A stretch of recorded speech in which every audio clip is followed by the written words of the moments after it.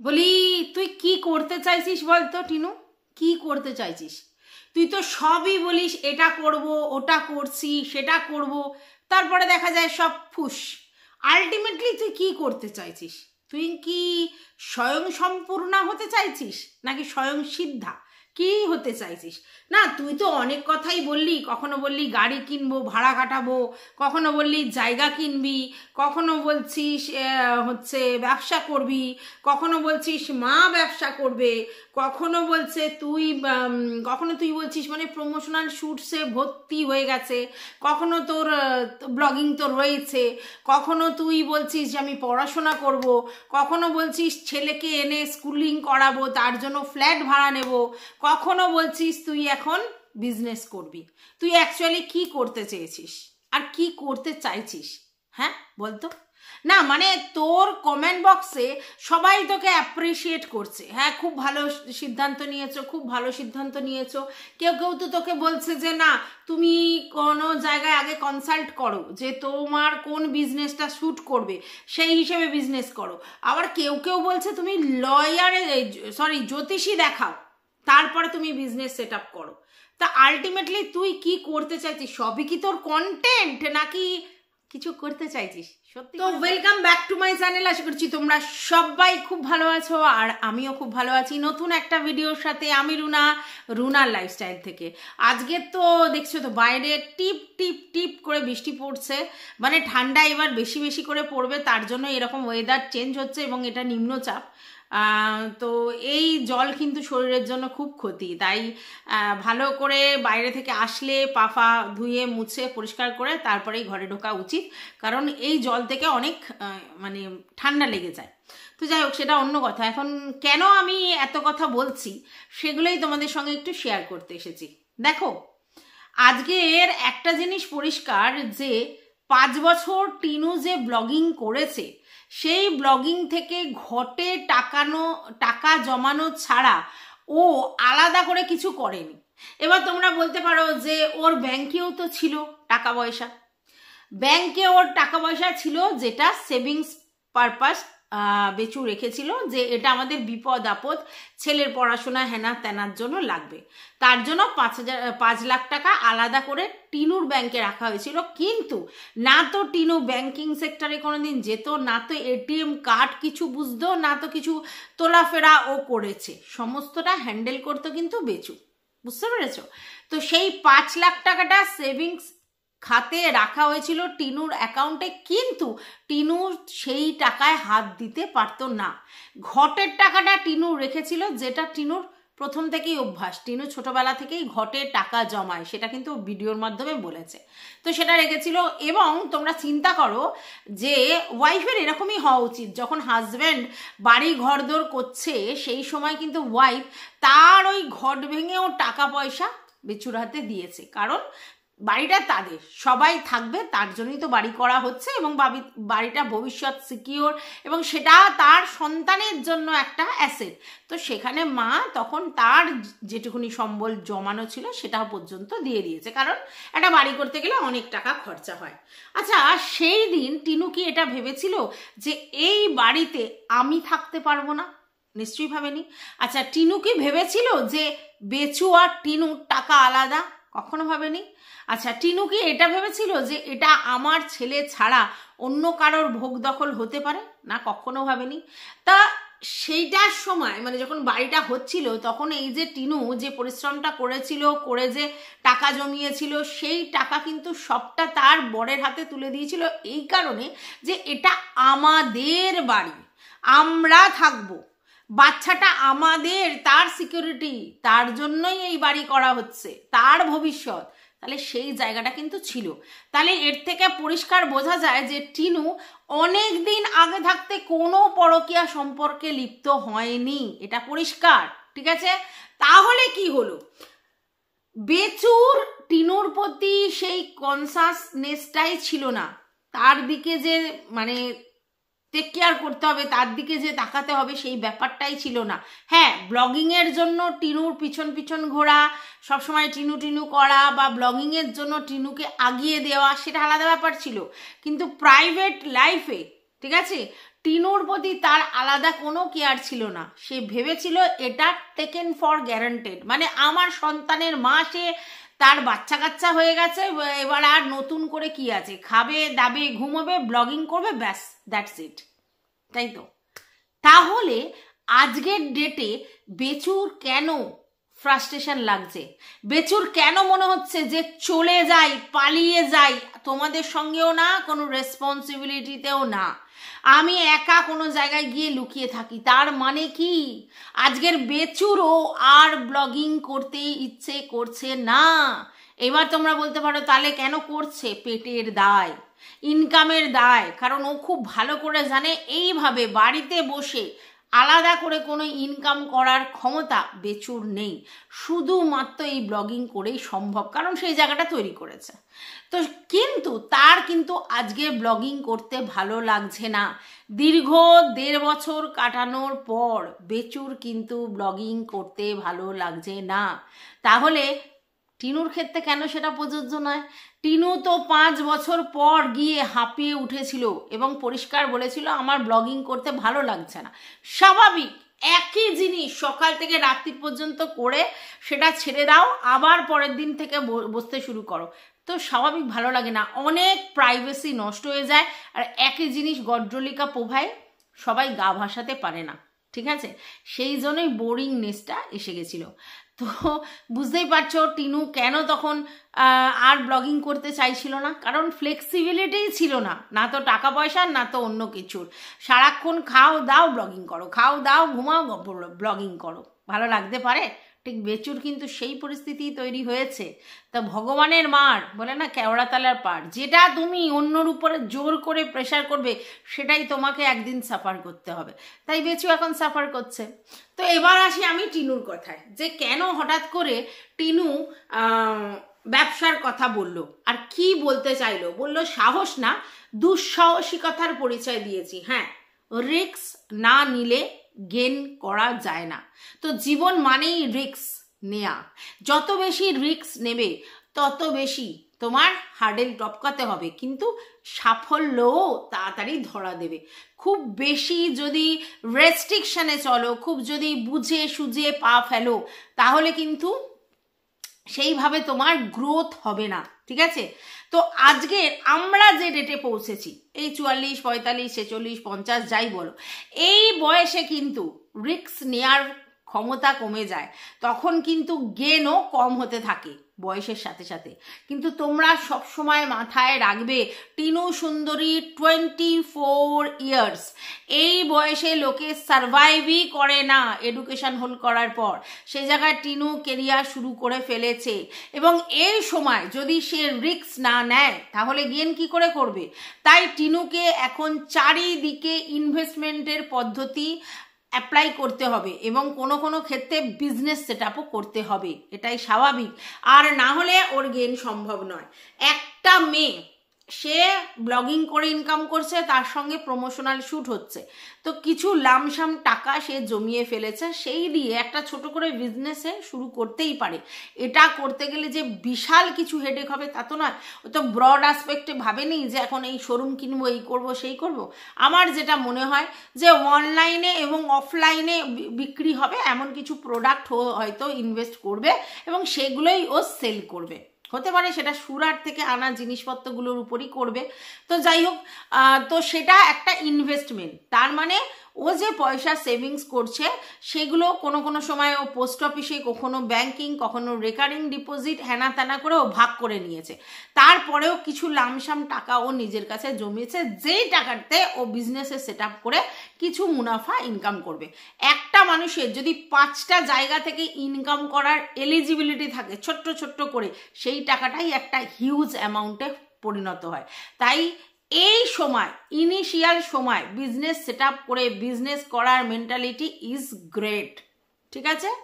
আচ্ছা, এইবার অনেকেই বলছে যে তুমি আর কি করবে, তুমি তার মানে ধরেই নিয়েছো যে তোমার ছেলে আসবে না। আচ্ছা, ছেলে আসা না আসাটা পরের কথা, মানে সেটা তো কোর্ট ডিসাইড করবে, কিন্তু ছেলের জন্য যে প্রপারলি আসার জন্য যে ব্যবস্থা সেগুলো কিন্তু টিনু করছে, এবং টিনুর যে কেস চলছে তাতে যে পয়সা খরচ করছে সেগুলোও কিন্তু চলছে।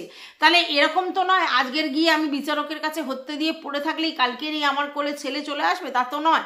তাহলে প্রসেসিং যা করার সেগুলো হচ্ছে, তাতে যে টাকা লাগছে সেই খরচা টিনু করছে। তাহলে ছেলের জন্য আলাদা করে এখন এই মুহূর্তে কিছু করার নেই যতক্ষণ না সেই ছেলে তার প্রসেসিং কমপ্লিট করে ওর কাছে আসতে পারে। তাহলে ছেলের ব্যাপারটা ছেলের মতো করেও ছেড়ে দিয়েছে, মানে যখন হবে হবে, এত তো দৌড়ঝাঁপ করে এত মাথা পাজেল করে রোজ টেনশন করে রোজ কান্নাকাটি করে লাভ নেই। যে জিনিসটা যখন হওয়ার তখনই হবে, ধৈর্য ধরতে হবে, পেশেন্স ইজ মাস্ট। তাই তোমরা যতই লাফালাফি করো, তোমাদের কাছে প্রতিদিনের সিনেমার গল্প হতে পারে যে আজকে যা দেখছি কালকে আবার নতুনত্ব, তারপরে আর নতুন, তা তো নয়। লাইফটা লাইফের মতো, সেটা ধীর স্থিরভাবেই চলে, সেটা হটকারে ডিসিশনে চলে না। যা যা প্রসেসিং করার বাচ্চার ক্ষেত্রে সেটা করেছে, এইবার রেজাল্ট পরের ইস্যু। তার জন্য যে প্রথম প্রথম যেতে হয়, যে মানে যখন যখন যেতে হয় তখন তখন যাবে। কালকের আমি একটা সিনেমা দেখছিলাম, মুকদ্দর কি সিকান্দার কি মুকদ্দর, তো সেই বইটায় দেখলাম যে ছেলেটি হচ্ছে 2 বছর লাগিয়ে দিল, তার পরিশ্রম পরিশ্রম পরিশ্রম, তারপরে 2 বছরে প্রচুর হেডেক, তারপরে গিয়ে সে একটা জায়গায় মানে একটু আধটু সেটেল করো, আর তারপরে দেখা গেল যে বিনা কারণে সে একটা জায়গায় ফেসে গিয়েছিল। সে জায়গায় 2 বছর ধরে তার কেসটা চললো, রোজই নয় বিচারক আসে না, নয় এই হয় না ওই হয় না, তারপরে তারা যেখানে বাইরে ছিল সেখান থেকে এসে পৌঁছতে পারে না, জিনিসটা অন্য জায়গায় হয়। তো 2 বছর পর ব্যাপারটা সামলে গেল, কিন্তু 15 বছর পর তার ভবিষ্যৎ পাল্টাতে শুরু করলো, কারণ সেদিন সে যা করেছিল 15 বছর পর গিয়ে তার রেজাল্ট বেরোনোর জায়গা হলো। তো তাতে কি মনে হচ্ছে, তাতে এটাই মনে হচ্ছে যে যদি তুমি ধৈর্য ধরতে পারো অবশ্যম্ভাবী তুমি সাফল্য পাবে, কিন্তু ধৈর্য তোমায় ধরতে হবে।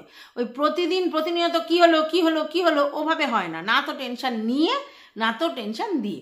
আচ্ছা, এবার অনেকে যে পড়াশোনার কথা বলেছে, যদিও টিনু তার কমেন্ট বক্সে উত্তরটা দিয়ে দিয়েছে ফর ইওর কাইন্ড ইনফরমেশন বলে, সেটা হচ্ছে যে অনেকে বলছে যে এটাও কি তোমার কন্টেন্ট, এই তো কদিন আগে বললে তুমি পড়াশোনা করবে, তাহলে এখন পড়াশোনা চুলোর ধরে গিয়ে তোমার আবার বিজনেস শুরু হয়ে গেল। তো সেইখানে টিনু উত্তর দিয়েছে। আর আমার কাছেও কালকের একজন মিস্টার চক্রবর্তী এসে বলে গেছে যে টিনু সুন্দরী যে ওপেন ইউনিভার্সিটিতে ভর্তি হয়েছে সেই কোর্স শুরু হবে জুন জুলাই মাসে, প্লাস সেই কোর্সের কোনো বই কিনতে হয় না, সেই কোর্সের জন্য তারাই কিছু নোটস পাঠায়, সেগুলোই পড়াশোনা করতে হয় এবং পরীক্ষার দিন পরীক্ষা দিতে হয়। বুঝতে পেরেছো? না তো তার জন্য বই কিনতে হয়, না তো সেটার জন্য রেগুলার বেশি করে পড়তে হয়, না তো তার জন্য সেই লেভেলের কোনো টিউশন নিতে হয়। যেটা করতে হয়, হ্যাঁ টিউশন তুমি নিতে পারো, কিন্তু তোমাকে মেনলি ওই নোটসগুলো ফলো করে পরীক্ষা দিতে হয়। বুঝতে পেরেছো? তাহলে এই যে বলদের মতো কিছু লোক বলছে না যে তুমি বলেছিলে পড়াশোনা করবে এখন তো করছো না, আরে পড়াশোনা আমি যদি আজকে বলি আমি একটা না কোর্স করব, আমার এটা খুব পছন্দ, কাল থেকে কি আমি বই নিয়ে আর খাতা নিয়ে দৌড়াদৌড়ি শুরু করব? আশ্চর্য তো। তো যখন কোর্সটা আরম্ভ হবে তখন টিনু করবে, আর করলেও প্রতিদিন তোমাদের কি বই খুলে খুলে দেখাবে, এই দেখো আমি পড়ছি, আমি এই পড়ছি। নাটক 16 আনা। তো যাই হোক, পড়াশোনার জায়গায়, ছেলের প্রসেসিং ছেলের পড়াশোনা প্রসেসিংয়ের জায়গায়, বোঝাতে পারলাম। এইবার যেটা ব্লগিংও করে সেটা তো করছেই, তার সঙ্গে সঙ্গে ও অনেক প্রমোশনাল শর্টস পাচ্ছে, তো সেই শুটসগুলোর জন্য সে তার যা করা সেগুলো করছে। তো অনেকে অনেক কিছু খিল্লি করছে যে এতক্ষণ ধরে এডিট করতে হয়, এই করতে হয়, সেই করতে হয়, অনেক কিছু বলছে। এখন ব্যাপারটা হচ্ছে যে দেখো, টিনু এত কিছু আগে করে উঠতে পারেনি, তো অনেকটা তখন বেচু টিনুর মধ্যে দুজনে মিলে ভাগ করে কিছু কাজ করতো। এখন টিনুকেই সমস্তটা এডিট করা, টিনুকেই সমস্ত কিছু দেয়া, তারপরে সেইগুলো অনুযায়ী শ্যুট করা, সমস্তই টিনুকে করতে হচ্ছে। তো এত ইজি নয়। আর একটা 24 বছরের মেয়ের কাছ থেকে যদি তোমরা ভাবো যে সমস্ত কিছু একেবারে টাইম টু টাইম করবে, কোনো ল্যাথ আসবে না তার, একদম ডিসিপ্লিন ওয়াইজ 12টার সময় শোবে, ভোর 6টার সময় উঠবে, মানে ডিসিপ্লিন লাইফ লিড করবে, হয় না। আর আমি তোমাদেরকে জ্ঞাতার্থে জানিয়ে রাখি, এইখানে ইউটিউব প্ল্যাটফর্মে যারা খুব ডিসিপ্লিন লাইফ লিড করে, যারা খুব ওয়েল মেনটেন্ড সব দিক দিয়ে, তাদের ব্লগ কেউ দেখে না। আর যারা ইনডিসিপ্লিন, যারা যা ইচ্ছা তাই করে, যা খেতে ইচ্ছা করে তাই খায়, যাই পড়তে ইচ্ছা করে তাই পড়ে, তাদের চ্যানেলই চলে, মানে যা চলে, যারা হাটকে তাদের চ্যানেল চলে। উদাহরণ ম্যান্ডি, বুঝতে পেরেছ? তাই টিনুর এই 2:30, 3টে, 4টে, 5টা নিয়ে অনেকের অনেক কিছু বলার থাকলে আমার কিচ্ছু বলার নেই, কারণ যার জিন্দেগি সে বোঝে সে কিভাবে চালাবে না চালাবে। হ্যাঁ, সব যদি আমরা প্রপারলি করেই ফেলতাম তাহলে তো হয়েই যেত, তাই না? আর আমি আবারও বলছি, আমার তোমার মতো কিন্তু সুস্থ লাইফ টিনু সুন্দরী লিড করে না, এটা মাথায় রাখবে, ঠিক আছে? তারপরেও একটা 24 বছরের মেয়ে তার মতো করে জীবন কাটাচ্ছে, তার মতো করে নিজেকে কেরিয়ার ওরিয়েন্টেড করছে, তার মতো করে সমস্ত ভাবনা চিন্তা করতে পারছে, সেটাকে হ্যাটস অফ জানাও, ঠিক আছে? আচ্ছা, এইবার চলে আসি টিনুর বিজনেস। আচ্ছা, টিনু যদি এখন বিজনেস করে তাহলে তোমরা চিন্তা করো যে টিনুর কতগুলো হেল্পিং হ্যান্ড এসে গেছে। এক তো টিনুর মা, টিনুর বৌদি, টিনুর দাদা, টিনুর বাবা। একটা বাড়িতে 5 জন রয়েছে, একটা যদি বিজনেস সেট আপ করে, নিশ্চয়ই একার দ্বারা তো সমস্ত হবে না, তো এই 5 জন মিলে কিন্তু কাজ করতে পারে। যদি মনে করে যে টিনুর দাদা গিয়ে তোমার সবাইকে দিয়ে আসবে, প্রোডাক্টগুলো দিয়ে আসতে পারে। ইভেন যদি ওই সোনাই কাকা থাকে, সেও যদি এই কাজটা করতে পারে। টিনুর বৌদি আছে আর টিনুর মা আছে, তারা সমস্ত জিনিসপত্রগুলো দেখাতে পারে, টিনু দেখাতে পারে, তাদের উপর অ্যাপ্লাই করতে পারে, কেউ ভিডিও তুলে দিতে পারে, মানে সমস্ত ওভারঅল মিলিয়ে কিন্তু ওদের বাড়িতে লোক সংখ্যা অনেক আছে যারা এই বিজনেস সেট আপে টিনুকে হেল্প করতে পারে। হ্যাঁ, যে যার কাজ করবে সেই মুনাফাটা সে পেয়ে যাবে, এমন তো নয় যে মুনাফা পাবে না। আর এতে কি হবে? এতে হবে কি, একটা ফ্যামিলি থেকে সমস্ত টাকাই তাদের মধ্যেই শেয়ারিং হবে, আর সেটা খুব ভালো জিনিস। তো যখন বাড়িতে এতগুলো লোক আছে এবং তারা সবাই যখন হেল্প করতে পারে, তাহলে কেন টিনু সুন্দরী বিজনেস সেট আপ করবে না? যে রাধে সে চুলো বাঁধে। যদি কেউ পড়াশোনায় মানে মনোযোগ দেয়, কেউ যদি ওপেন ইউনিভার্সিটি থেকে তার মানে কি বলবো ডিগ্রি বাড়াতে চায়, তার মানে সে বিজনেস করতে পারে না? কি আশ্চর্য, করতেই পারে। আচ্ছা, তারপরে হচ্ছে তার ছেলের প্রসেসিং হচ্ছে, ছেলে যেদিন আসবে তারপর ছেলের মতো করে ছেলের চিন্তা ভাবনা করবে। এখন তো প্রসেসিং চলছে, তার জন্য কি সে বিজনেস করতে পারে না? আর এটা তো টিনু বলেছে তার কাছে বেশ কিছুটা অ্যামাউন্ট জমেছে, তাহলে সেটা সে ইনভেস্ট করবে, এটাই স্বাভাবিক। এবার আমরা জানি পোস্ট অফিস, ব্যাংকিং এসব সেক্টরে যদি আমরা ইনভেস্ট করি তাহলে খুব মিনিমাম অ্যামাউন্টে টাকাটা বাড়ে, ঠিক আছে? সেক্ষেত্রে আমরা যদি গোল্ডে, জমিতে ইনভেস্ট করি সেক্ষেত্রে বেশি টাকাটা বাড়ে। কিন্তু যদি বিজনেস করি আর যদি সেটা রোটেট করাতে পারি, একটু রিস্ক ফ্যাক্টর কাজ করেই, তাহলে কিন্তু আরও বেশি সম্ভব। তো এখন এই 24 বছর বয়স টিনুর, এর মধ্যে আরো 1 বছর ধরে নিলাম, এই 1 বছরের মধ্যে যদি একটা আবার সেট আপ করতে পারে বিজনেসের, আর যদি তাতে 5টি বছর সময় দেয়, ঠিক মতো পরিশ্রম করে, বিজনেস গড়গড়িয়ে চলবে। তখন ইউটিউব থাকুক না থাকুক টিনুর আর টেনশন করতে হবে না, এটাই তো বড় কথা। আমি ব্লগিং করছি, আমি প্রমোশনাল শুট ভিডিও করছি, আমার এখন ইনকাম হচ্ছে, কিন্তু আমার ভবিষ্যতে সিকিউরিটির জন্যে আমি কোথাও ইনভেস্ট করে ব্যবসা করব, সেটা তো বড় কথা। আর এটাও তো ঠিক, টিনু তো বলেনি যে আমার অন্য ইনকামগুলো থেকে সমস্তটা তুলে নেব, তা তো বলেনি। তাহলে টিনু বলেছে আমার কাছে কিছু টাকা অ্যামাউন্ট জমেছে, তাই করব, করতেই পারে। আচ্ছা, এবার যারা অ্যাস্ট্রোলজি মানে, তারা অ্যাস্ট্রোলজি মানে, টিনু মানে কিনা আমি জানি না। তো সেক্ষেত্রে অনেক সময় অনেক কিছু দেখিয়ে শেখিয়ে করে যে তোমার বিজনেস সেট আপ ঠিক, মানে ব্যবসা ঠিক হবে না, চাকরি করা ঠিক হবে কি, হ্যাঁ না তা না। তবে এটা আমি বলতে পারি যে টিনুর এই যে ওয়াইটি থেকে ইনকাম, এটাও তো বিজনেস, বুঝতেই পারছো। প্রমোশনাল শ্যুট, এটাও তো বিজনেস। তাহলে আমার মনে হয় টিনার বিজনেসটা শ্যুট করবে। এবার টিনা যদি মনে করে কারোর সঙ্গে আলোচনা করার দরকার, সেটা তো করতেই পারে, ঠিক আছে? আর কারোর সঙ্গে কনসাল্ট করার দরকার, সেটাও করতে পারে। এখন ইউটিউবে অনেক সুযোগ সুবিধা হয়ে গেছে, সেই জায়গা থেকেও অনলাইনে অনেক কনসাল্ট করা যেতে পারে। তবে আমি এটা বলতে পারি যে টিনুর কিন্তু এটা আজকের গল্প নয়, টিনু কিন্তু ঠাকুমা থাকাকালীনও এইরকম গার্মেন্টসের বিজনেসের কথা বলেছিল। হয়তো সেদিন থেকেই ভাবছিল টাকার অ্যামাউন্টের দরকার, বা সেই স্কোপ পাচ্ছিল না, বা কার তরফ থেকে করবে, মানে কার হয়ে করবে, কার সঙ্গে সেট আপ করলে কী হবে সেটাও পাচ্ছিল না। তো এখন হয়তো সুরাট ফুরাট গিয়ে বা অন্য অনেক জায়গায় ফ্র্যাঞ্চাইজিস দেখে তাদের সঙ্গে কথা বলে বুঝতে পেরেছে যে কিভাবে কি বিজনেস সেট আপ করতে পারে।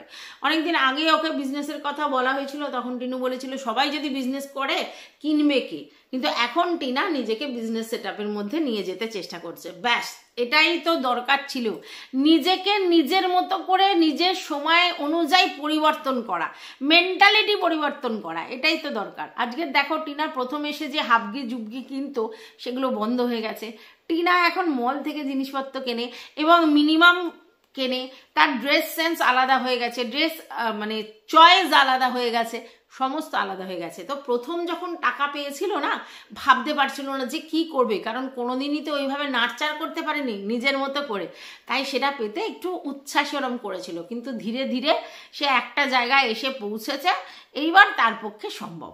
তো যাই হোক, মানে কি বলবো, আলটিমেটলি আমরা দেখতে পাচ্ছি টিনা সাকসেসের দিকে যাচ্ছে, এবং এটা দেখে আমার মতো যারা ওর কি বলবো ভিউয়ার্স আছি, তাদের এটা ভালো লাগছে, তাই তারা টিনাকে অ্যাপ্রিসিয়েট করছে। একটা মেয়ে যদি তার লাইফে সমস্ত প্রতিবন্ধকতাকে পিছনে ফেলে সাইডে রেখে সামনের দিকে এগিয়ে যেতে পারে, এটাই তো সাকসেস। দেখো সবসময় যে আমি বিজনেস সেট আপ করলেই আমি বিজনেসে বিশাল বড় টাইকুন হয়ে যাব তা কিন্তু নয়, কিন্তু চেষ্টাটা মাস্ট। চেষ্টা করতে করতেই মানুষ একটা জায়গায় পৌঁছায়। যত বেশি চেষ্টা করবে, যত বেশি মনের জোর রাখবে, যত বেশি কি বলবো সচেতন হবে, তত বেশি তোমরা সামনের দিকে এগিয়ে যাবে। তো টিনুর মধ্যে এই স্পিরিটটা, যেটা আমরা আগে দেখতে পেতাম না, টিনাকে প্রচণ্ড ল্যাদ মনে হতো, আসলে মেন্টালি ও অনেকটাই তখন ভেঙে পড়েছিল, কিন্তু এখন জীবনটাকে ও বুঝে গেছে কোনটা কি কোথা থেকে কি। তো তার জন্য ওর যে সারভাইভ করার ইচ্ছে, এই যে ও চেষ্টা করছে, এই যে ও এস্টাবলিশড হওয়ার চেষ্টা করছে এবং একটার পর একটা ডিসিশন নিচ্ছে যেটা নিজের জন্য, নিজের কেরিয়ারের জন্য ভালো, সেটাকে অ্যাপ্রিসিয়েট করতে হয়।